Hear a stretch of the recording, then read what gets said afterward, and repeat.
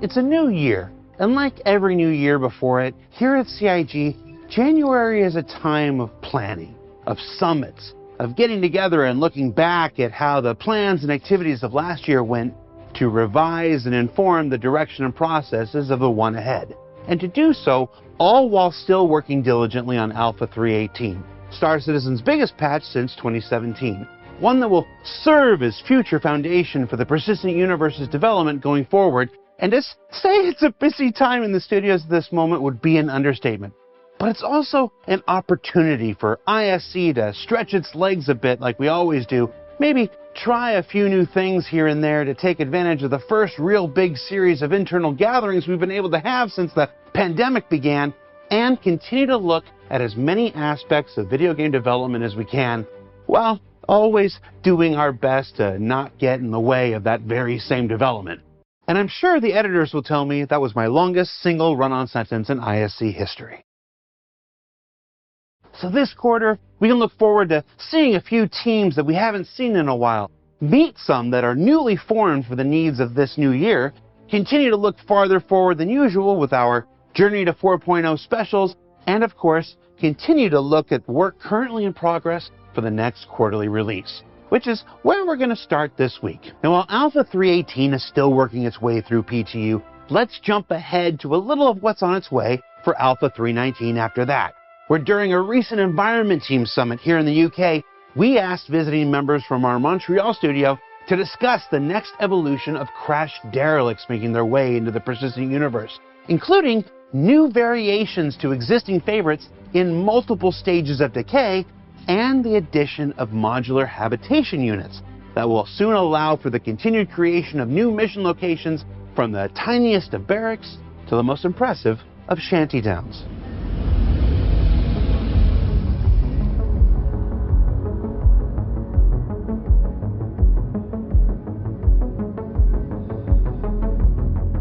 Derelicts are important because it's adding content, enriching the experience for the player. It's like telling a story as well as the actual piece of a derelict that's there.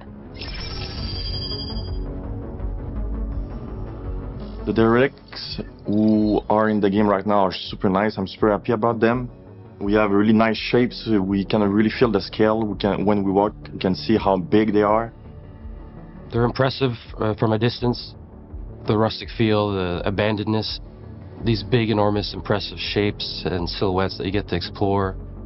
Having all the vegetation growing up on them bring really a second life, and it's super interesting to see that bring kind of adventure side of all those things, a mysterious side. Indiana Jones kind of style, this exploring, discovering. There's a variety for players like to experience, to go back, revisit, and enjoy the derelict.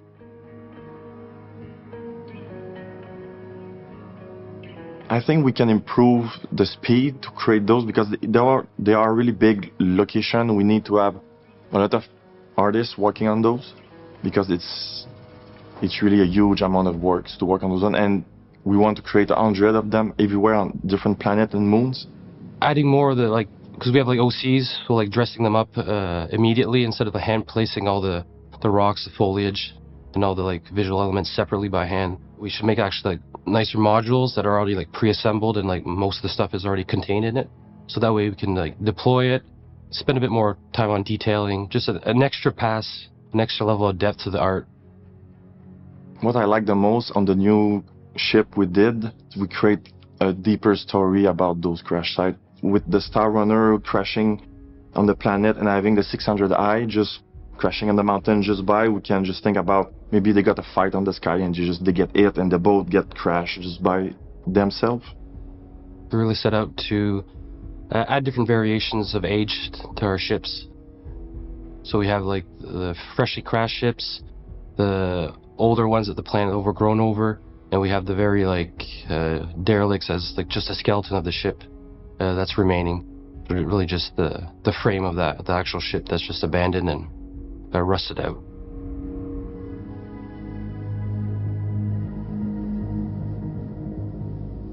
The first ages of the derelict crash site is the fire one. That means it's when the ship just crashed, it's still on fire, we still have power in it, we still have sparks. The second age is crash, so that means the ship is crashed there, but maybe just a week after that. So no fire, no smoke anymore, no power inside the ship, no sparks.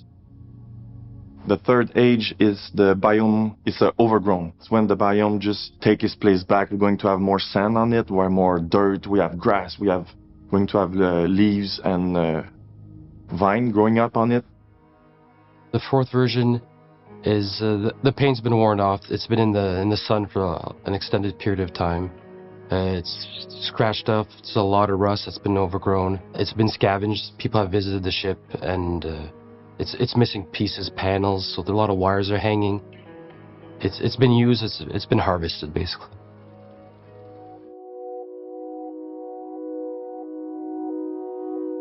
And I'm really excited about the derelict habs that we'll be adding to them.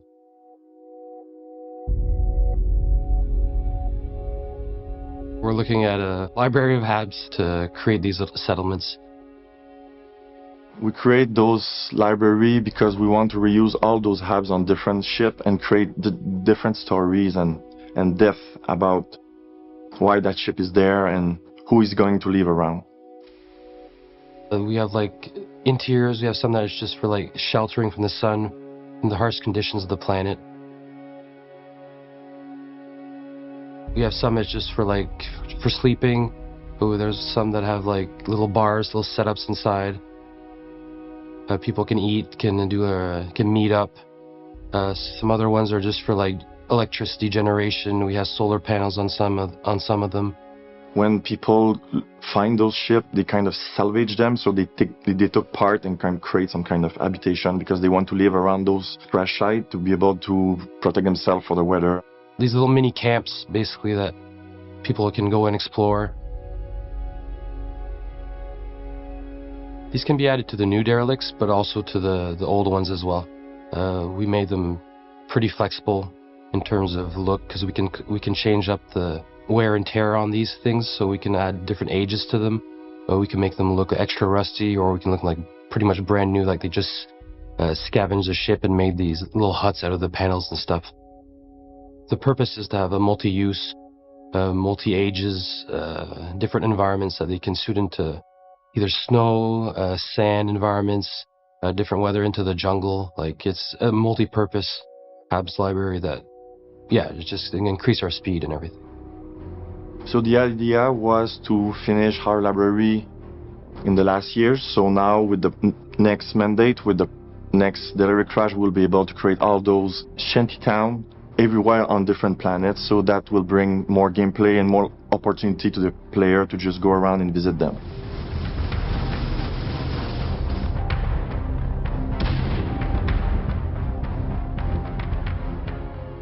And if there's one constant in game development, that's change. Or in this case, the continuing iteration by a dedicated team to populate the planets and moons of Stanton and Pyro with not only the derelicts and shantytowns that we saw, but our landing zones like Lorville.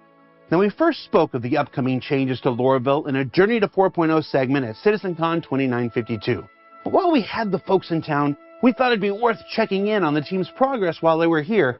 Progress that's, quite frankly, going so well, we're starting to think this new version of our oldest landing zone might just arrive a little sooner than expected. Since the last time we talked about Lorville 2.0, a lot of things have changed. It has evolved. The key element that changed is the detail level of all the elements, and I explicitly like to mention the buildings. So there's details that really enhances the building believability. All the industrial outskirts really give the impression of a scale of the city. It will be iconic. Our materials are much more closer to a final look. We were going to a path of adding more tints and variety in color to the buildings and the surrounding structures, as well, adding a lot of emissives throughout the city, and that gives like a good impression of the day and the night cycle. The branding is very Hurston family centric, like they're very brutalist in a way. And yeah, it will be iconic. The process of going from first pass into final, sometimes we have to break a bit of stuff because as we're finding out the correct scale of the buildings, validate how it looks and how it works together, and we realize certain things need to be aligned differently. We have to go into and remove some buildings or rearrange some neighborhoods to make them fit together in a more cohesive way.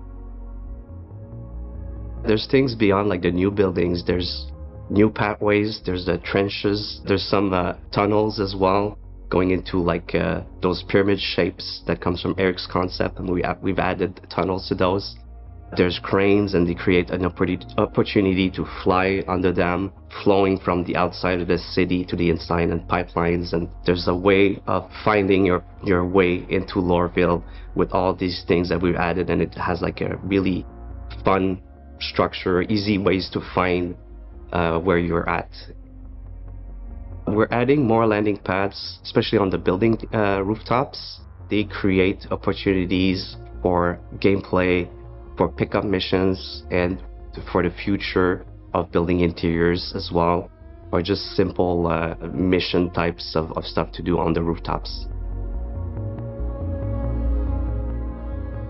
The city is quite expanded, so it's extending much further in terms of like the industrial areas that we're adding to the outreach of the city, the outskirts. They feel like they have a purpose. They have like quarries, they have like the pipelines, they have like industry or manufacturing. They lead up to the city. It feels functional. There's like smokestacks, activity going on with cranes, and it makes like a fun layout.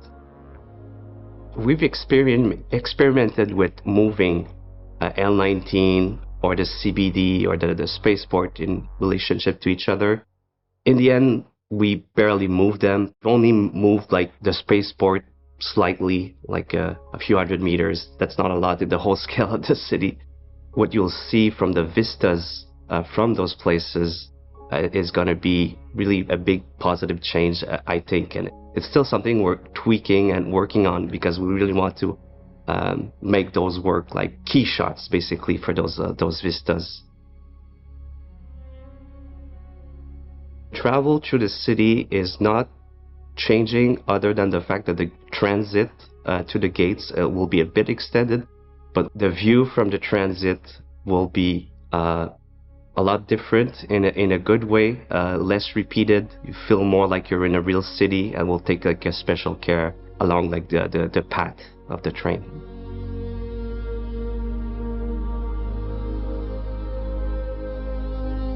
The key to changing Lorville is the opportunity to have like a whole city built to scale, so that we can fly in and there's no zones that are blocked to the player.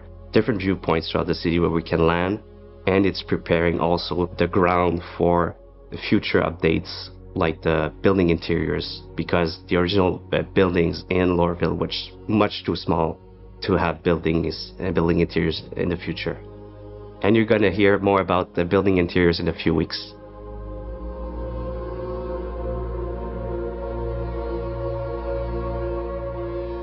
So, what did we learn this week?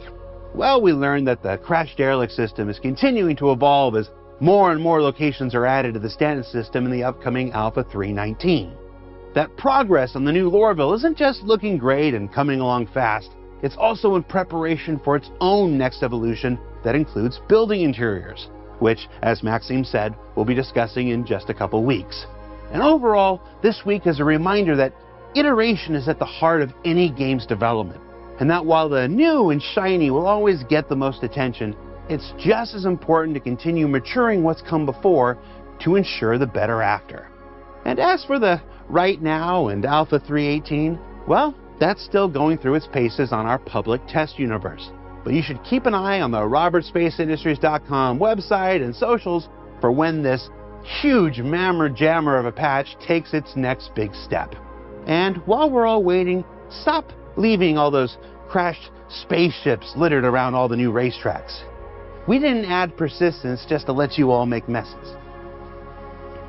Well, some of us might have. Benoit definitely did. Now, don't forget that Lunar New Year is also going on right now on the live servers with contests, paints, envelopes, and roosters galore. So be sure you check that out. For Inside Star Citizen, I'm Jared Huckabee. We'll see you all here next week.